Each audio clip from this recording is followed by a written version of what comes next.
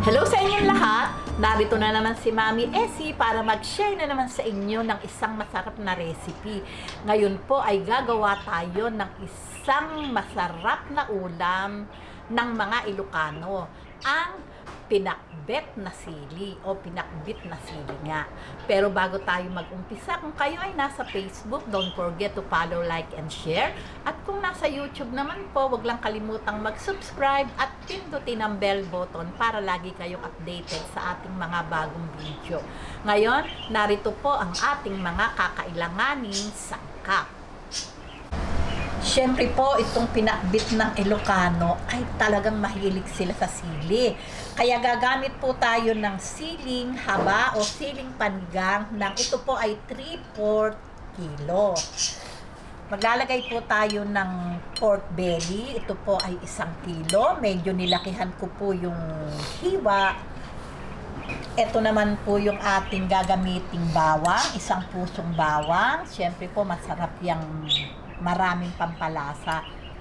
1 sibuyas na malaki, 5 kamatis, 1 teaspoon pamintang pino, 4 cubes, 1 teaspoon asin, siyempre po nasa panlasa natin yon, 1/2 cup na bagoong isda, at ito po yung ating water na pampalambot.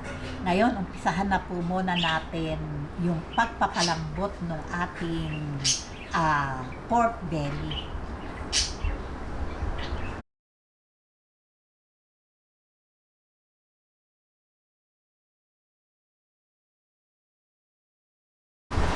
Ayan, heto po yung ating ginayat na pork.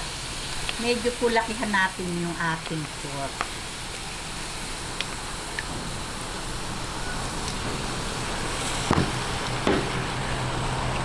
Ayan, atin pong lagyan ng water, mga 1 cup. Ayan. Pakuluan lang po natin to hanggang sa matuyo at magmantika.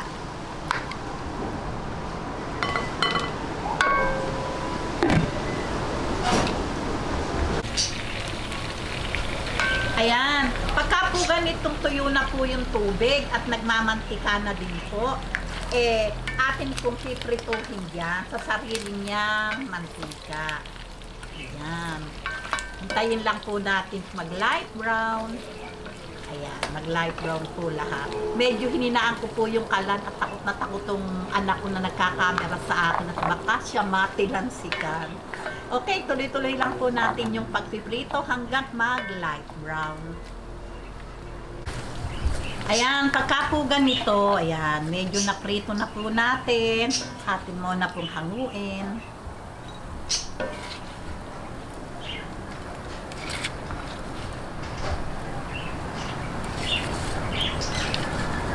Okay, ngayon, umpisahan na po natin yung paggigisa. Ayan.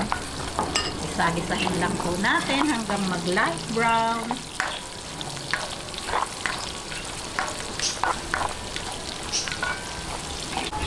Lagay po natin ang sibuyas. Ayan. Masarap po ito kasi yung ating pinaggisahan talagang katas po ng ating pork. Ayan, hintayin lang po natin medyo lumambot bago natin ilagay yung ating kamatis. Ayan, pagka po ganyan talaga namang napakabango na ng ating binigisa, malambot pa itong sibuyas, lagay na po natin itong ating kamatis. Ayan, atin lang itong takipan hanggang sa lumambot. Pero ilagay na po muna natin itong ating paminta. Ayan, konting asin, siyempre po nasa atin pong panlasa yan. Ayan. Takipan po natin hanggang sa lumambot yung kamatis. Ayan. Pagka po ganitong malambot na yung ating kamatis, lagay po natin itong ating pampalasa. Nasa inyo po yun kung anong pampalasa yung gusto nyo ilagay. Naglagay po ako ng 4 cubes. Ayan. Lalagay po natin itong ating bagoong isda. Ayan. Tapos, atin lang pong gusahin. Ayan, lalong bumango.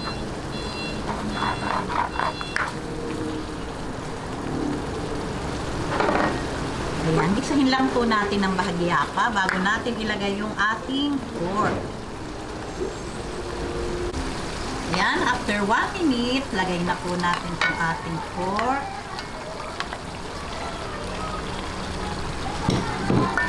Ayan, atin lang pong haluin. At bigyan po natin ng mga 1 cup na sabaw. Ayan. Okay.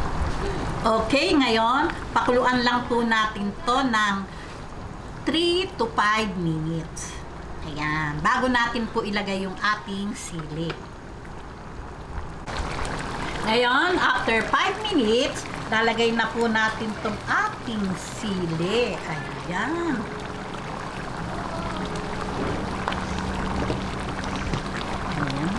Lagas naman. Yung mahilig sa sili. Ngayon po, mabababa na po yung sili. Medyo mura na po.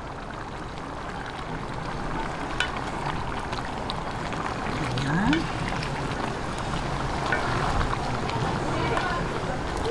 Yan, ngayon po, matapos natin ilagay ang sili, iintayin lang natin kung lumambot ang ating sili at ready na po ito para sa ating pananghalian. Okay, babalik po ako pag malambot na itong ating sili. Ayan, pagka po ganitong malambot na ang sili, okay na po ito para sa ating pananghalian. O di po ba? Patayin na po natin ang apoy. Okay, heto na po ang napakasarap na pinakbit ng mga Ilocano, pinakbit sili. Talaga naman pong itsura pa lang, yung pong mahilig sa sili, pampagana pong kumain talaga pag medyo may anghang-anghang. O di po ba, mukha naman talagang yummy. O, paano po? Hindi ko mabuhat tong ating pinakbit kasi po talagang mainit. Pero syempre po, kung nagustuhan nyo ang video na to, huwag lang kalimutang mag-likes. And don't forget to share and subscribe. Gawin nyo na po hanggat mura ang sili na green. O, babus! Tamo, nakalimutan ko ng mag